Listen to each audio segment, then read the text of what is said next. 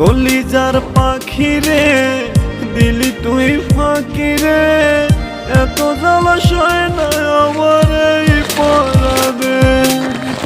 কলিজার পাখি রে দিলি তুই ফাঁকি রে, এত জ্বালাশয় না আমার এই পরাণে। প্রেমেরই এমন জ্বালা বলতে গিয়ে যায় না বলা, প্রেমেরই এমন জ্বালা বলতে গিয়ে যায় না বলা।